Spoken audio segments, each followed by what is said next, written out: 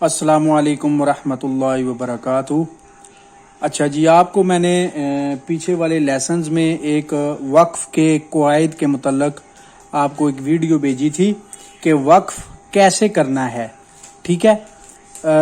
اب آج میں آپ کو جو چیز بتانے لگا ہوں، رموز اوقاف قرآن پاک میں یہ جو آیت جہاں پر ختم ہوتی ہے گول سرکل، اور بعض اوقات جو آپ کو چھوٹے چھوٹے الفاظ بیچ میں آیت کے بیچ میں نظر آ رہے ہوتے ہیں، تا جیم زا اس قسم کے، ان کو کہتے ہیں رموز اوقاف، ٹھیک ہے۔ یہ چیز تو میں آپ کو بتا چکا ہوں کہ آپ نے وقف کیسے کرنا ہے اور وقف کرنے کی حالت کیسے ہو جاتی ہے، لفظ کیسے تبدیل ہو جاتا ہے، کیسے چینج ہو جاتا ہے، لیکن وقف کہاں پر کرنا ہے اور کہاں پر نہیں کرنا، یہ آج میں آپ کو مختصر کر کے بتاؤں گا انشاءاللہ تعالی۔ اچھا جی، رموز اوقاف یہ تو ویسے ہر قرآن پاک کے لاسٹ میں ان کی ڈیٹیل لکھی ہوئی ہے، لیکن ان میں جو ضروری ہے نا، ضروری وہ میں بتا تو آپ کو، میں سارے آپ کو بتاؤں گا لیکن جو ان میں ضروری ہیں وہ میں آپ کو شارٹ بتا دیتا ہوں۔ سب سے پہلے جی، رموز اوقاف میں یہ دیکھیں، قرآن پاک میں جب بھی کوئی آیت ختم ہوتی ہے تو ایسے گلدائرہ ڈلا ہوا ہوتا ہے، ٹھیک ہے جی۔ یہ گلدائرہ، اس کو کہتے ہیں وقف تام، وقف تام کہتے ہیں۔ گلدائرے کا مطلب یہ ہوتا ہے، وقف تام کا مطلب کہ یہاں پر آپ کی بات جو ہے وہ کمپلیٹ ہو گئی ہے قرآن پاک میں، ٹھیک ہے۔ اس لیے اس کو وقف تام کہتے ہیں، اور یہاں پر ٹھہر جانا چاہیے، ٹھیک ہے۔ اس علامت کو آیت بھی کہتے ہیں، ٹھیک ہے نا۔ یہ آپ نے لازمی یاد رکھنا ہے کہ اس کو وقف تام کہتے ہیں، اور وقف تام پر ٹھہر جانا چاہیے، آیت ختم ہو جاتی ہے، اور اس کا مطلب یہ ہوتا ہے کہ یہاں پر بات جو ہے وہ کمپلیٹ ہو گئی ہے، جو موضوع چل رہا ہوتا ہے۔ اچھا جی، پھر اس کے بعد جو ضروری ہے یہ جو سب سے زیادہ ضروری ہے، ٹھیک ہے جی، میم، چھوٹا میم آپ کو جدھر بھی نظر آئے گا نا، یہ وقف لازم کہلائے گا، چھوٹا میم وقف لازم کہلائے گا۔ وقف لازم، اس پر ٹھہرنا بہت ضروری ہے، وقف لازم پر ٹھہرنا ضروری ہے،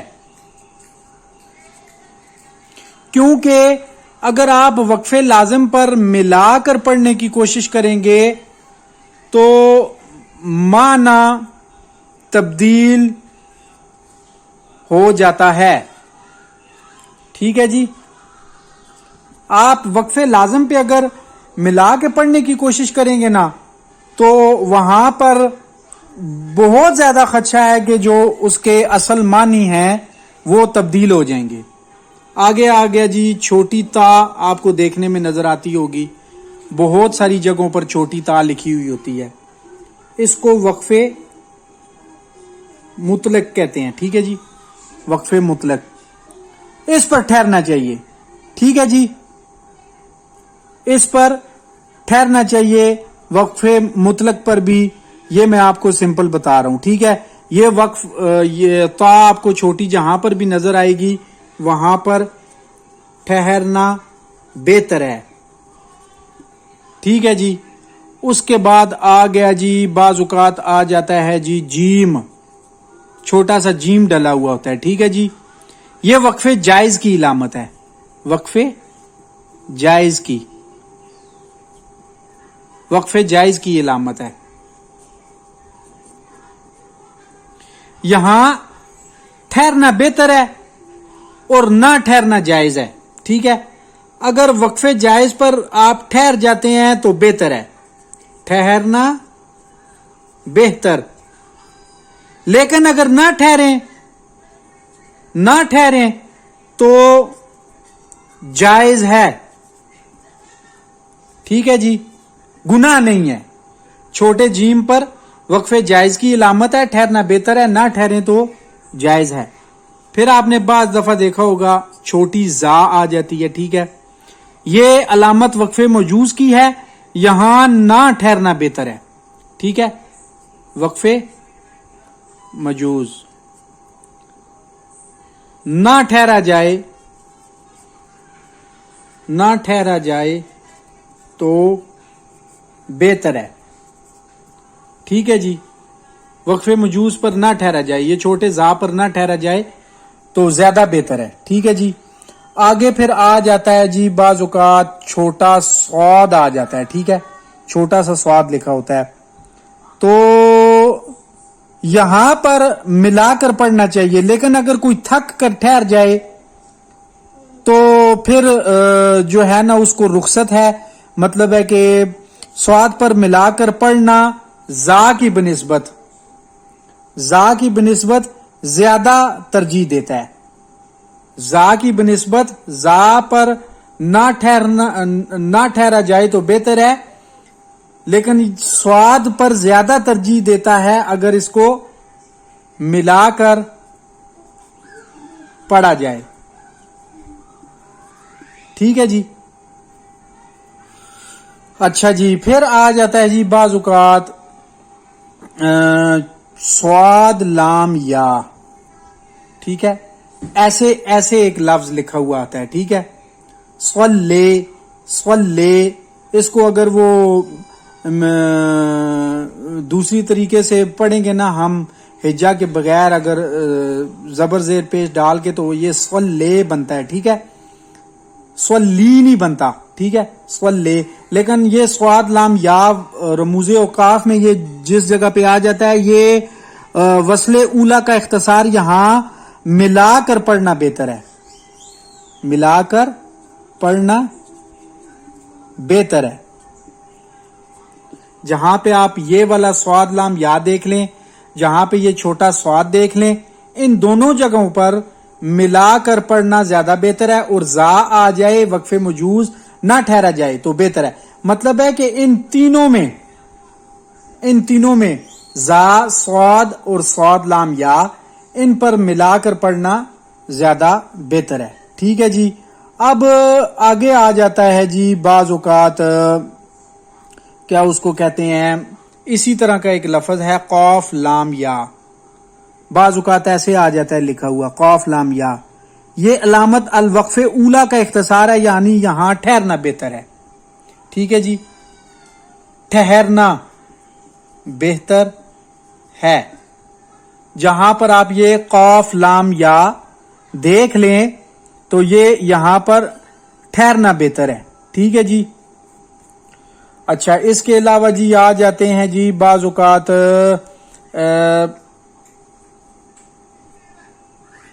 ایسے لکھا ہوا آ جاتا ہے قوف یا لام. ٹھیک ہے, یہاں پر بھی نہ ٹھہرنا بہتر ہے. یہاں پہ نہ ٹھہرا جائے تو زیادہ بہتر ہے جی. ٹھیک ہے جی. اچھا, پھر آ جاتا ہے جی سواد اور لام. ٹھیک ہے جی. قد یوصل کی علامت ہے, یہاں ٹھہرنا بہتر ہے. ٹھہرنا بہتر ہے. اچھا جی, پھر بعض اوقات آپ کو اچھا یہ والے جو ہے نا قاف لام یا, قاف یا لام, سواد لام یا, سواد, یہ والے یہاں سے لے کر یہاں تک, یہ آپ کو اتنے زیادہ دفعہ نہیں نظر آئیں گے.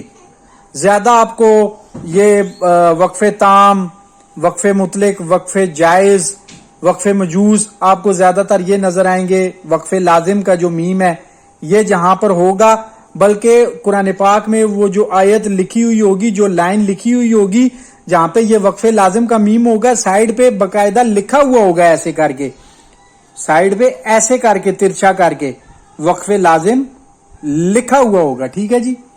اب آگے آ گیا جی, ان کے بعد بعض اوقات آپ نے دیکھا ہوگا قاف فا. ٹھیک ہے, قاف فا, یہ لفظ قف ہے جس کے معنی ہیں ٹھہر جاؤ. یہ علامت وہاں استعمال کی جاتی ہے جہاں پڑھنے والے کے ملا کر پڑھنے کا احتمال ہو. ٹھیک ہے جی. ठहर जाना बेहतर है, मतलब है इसका जो मुद्दा है ठहरना बेहतर है। ये उस जगह पे लिखा हुआ होता है जहां पे पढ़ने वाला जो है ना वो आगे मिलाकर पढ़ने की कोशिश करे, ठीक है, उसके लिए ये लिखा हुआ होता है ये काफ फा कि ठहरना यहां पर बेहतर है, यहां पर लाजमी ठहरना चाहिए, ठीक है, बेहतर है, क्योंकि बेहतर है इसलिए लिखा हुआ है। अब आ जाता है जी सक्ता। सक्ता की दो किस्में आ जाती है, एक सक्ता लिखा हुआ होता है, एक वक्फा लिखा हुआ होता है, ठीक है जी, सक्ता वक्फा। अच्छा, इन दोनों पे ठहरना, सांस तोड़े बगैर, थोड़ा लंबा ठहरना, सांस तोड़े बगैर, ये दोनों की डेफिनेशन है। ये सक्ता जिस जगह पे लिखा हुआ होगा वहां पर आप जिस लफ्ज के साथ सक्ता लिखा हुआ होगा वहां पर आपने ठहरना है, 1 मिनट के लिए आवाज को रोक देना है, लेकिन सांस नहीं तोड़ना। 1 मिनट मैं कह रहा हूं, सॉरी, 1 लम्हे के लिए आपने रुकना है, अपनी आवाज को रोकना है और सांस तोड़े बगैर आप आगे चले जाएं। और जहां पे वक्फा लिखा हुआ होगा वहां पर भी आपने इसी तरह करना है कि आपने रुक जाना है, सांस को रोक लेना है, लेकिन सांस को तोड़ना नहीं है, अपनी आवाज को रोक लेना है। थोड़ा सा सक्ता की बनिस्बत वक्फा में आपने थोड़ी देर ज्यादा रुकना है, फिर वहीं से आपने आगे शुरू कर देना है, सांस तोड़े बगैर, ठीक है जी। आगे एक हरूफे रमूजे औकाफ में अक्सर आपको बाजुकात बहुत ज्यादा ये आपको लाम अलिफ ला लिखा हुआ नजर आएगा, बल्कि जो सबसे पहले कुरान पाक की सूरह फातिहा की जो पहली आयतें हैं वहां पर भी आपको ये लिखा हुआ नजर आएगा, अल्हम्दुलिल्लाहि रब्बिल आलमीन अर्रहमा। यहां पर जो आलमीन के बाद ये वक्फे ताम की इलामत है ना सूरह फातिहा में, उसके ऊपर जो है ना ये वक्फे ताम के ऊपर ये लाम अलिफ ला लिखा हुआ है। अच्छा जी, ये लाम अलिफ ला जहां पर लिखा हुआ आ जाता है ना, तो इसका मतलब है नहीं, मतलब है कि ये अलामत कहीं आयत के ऊपर आती है और कहीं इबारत के अंदर। अगर इबारत के अंदर हो तो हरगज नहीं ठहरना चाहिए, ठीक है।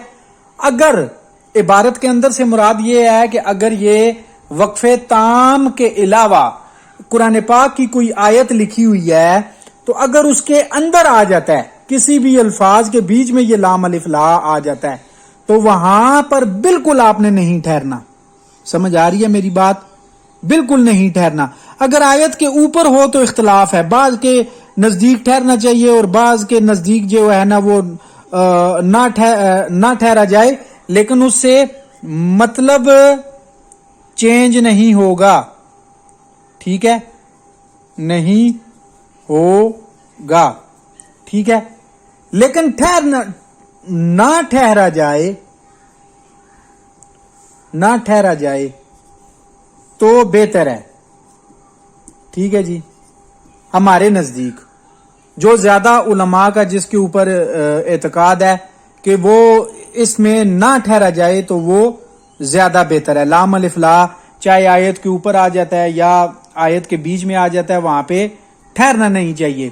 तो इसी तरह सूरह फातिहा में भी वक्फे ताम के ऊपर लाम अलिफ ला अल्हम्दुलिल्लाहि रब्बिल आलमीन अर्रहमानिर रहीम मालिकी यौमिद्दीन, मालिकी यौमिद्दीन पे वक्फे मुतलक भी है और वक्फे ताम भी है, ठीक है।